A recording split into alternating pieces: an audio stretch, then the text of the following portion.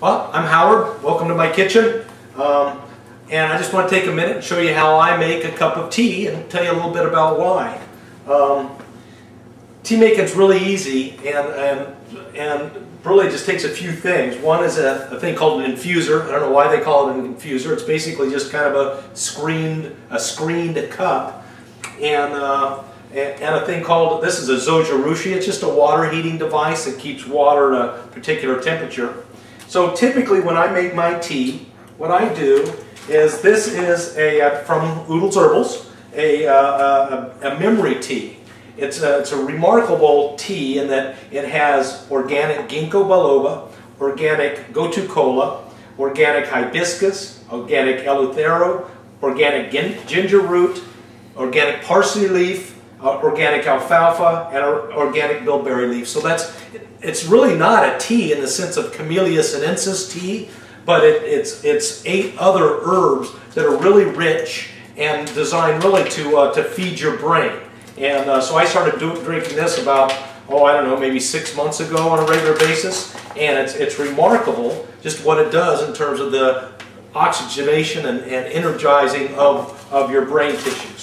So what I do is I use maybe 2 grams of that. It's just basically a good pinch or 2 of the memory tea. And what's really cool about this is when you're brewing this, when you brew a tea up, the reason you even do it is different from taking a pill or something where maybe you get 10 to 15% uptake, bioavailability uptake of the elements that are available in that pill. By the time it gets into your gut, you just don't know.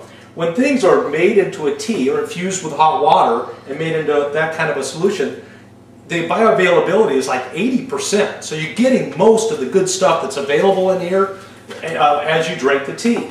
So that's the memory tea. And then I like a little bit of sweet, but different from using sugar. We use stevia leaf. Stevia leaf is, and you'll notice this, if you can see that, it's a green plant. This isn't a white processed something that ConAgra or somebody ran through a processing plant. This is the real plant. Now, I don't need it very sweet, so I just use one little pinch, kind of like that.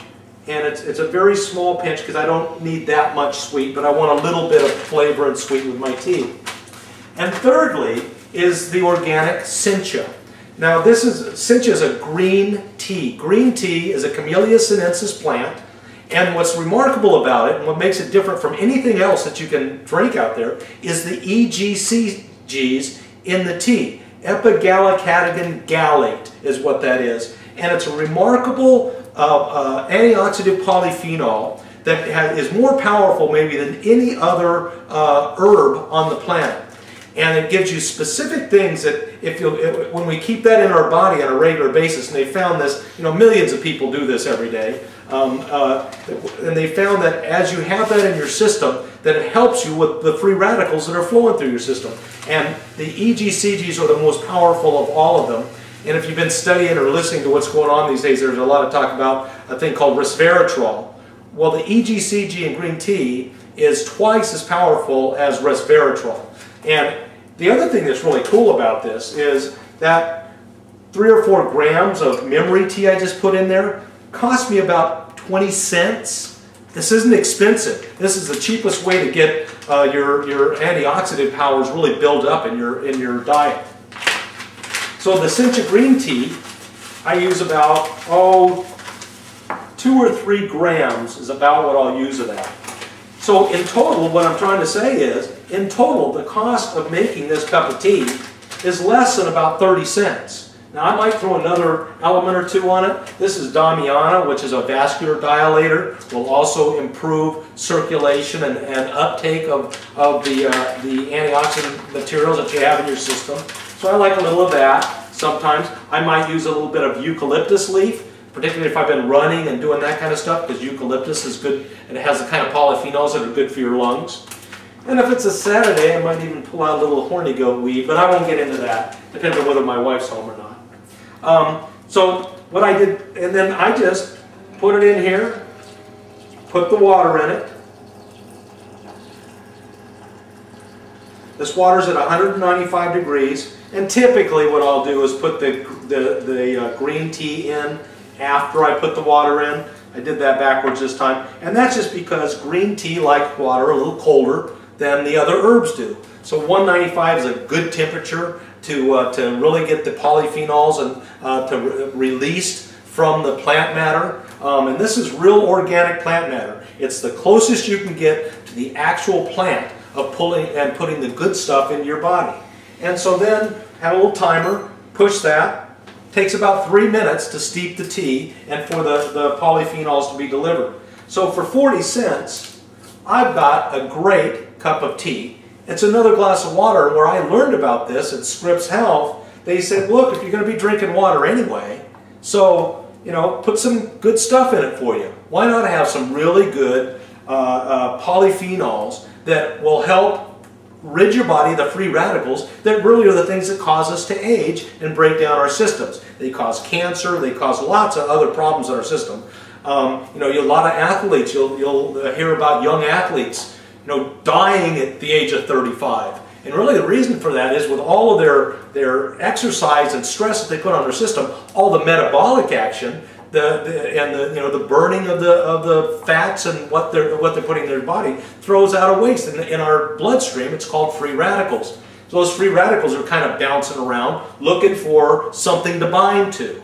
And if you give your body the right antioxidant powers, it's oxygen radical absorbency capacity, ORAC is how they value that, you can actually knock those free radicals down, have them out of your system.